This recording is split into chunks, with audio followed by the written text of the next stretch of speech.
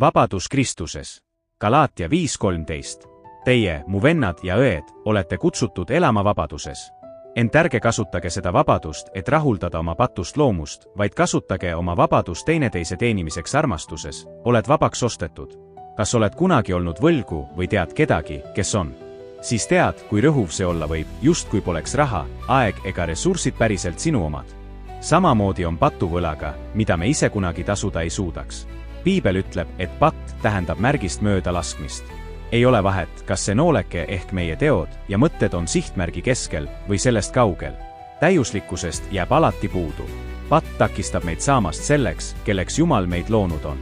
Kuid Jeesus tasus võimatu võla ühe korraga, ohverdades end meie pattude eest. Seeläbi oleme vabad ja meid kutsutakse elama selle vabaduse järgi. Kui otsustame käia Jumala vaimu juhtimisel, näitab see meie tänu ja austust Jeesuse päästmisteo vastu.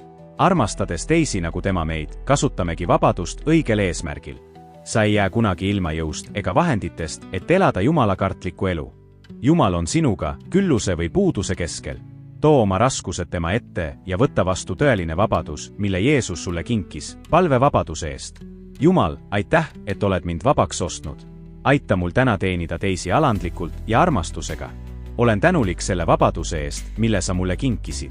Juhi mind elama tahtlikult, et võiksin teenida rõõmuga. Jeesuse nimel, aamen. Au Jumalale. Kuninglik jõud kuulub Jumalale. Ta valitseb kõigi rahvaste üle. Salmid 22:28. Millise omaduse näed selles salmis Jumala loomuse kohta? Too Jumala ette kõik kiitus, mis sul seoses sellega südamel on. Täna Jumalat. Jumal, olen nii tänulik, et sa ei loobu kunagi minust. Isegi kui ma ise ei tunneta sinu ligiolus olemist, ei ole sa minust kunagi kaugel. Sa otsid mind lakkamatult ja ei vea mind iialalt. Aitäh!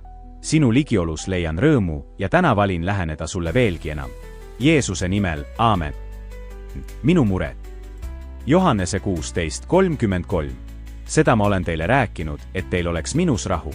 Maailmas on teil ahastust, kuid olge julged. Mina olen maailma ära võitnud. Mis toimub su ümber, mis tekitab ärevust või hirmu? Pane need asjad kirja ning kujutle Jeesust neid sulle lausumas. Too iga palvesoov või mure tema ette ja usalda.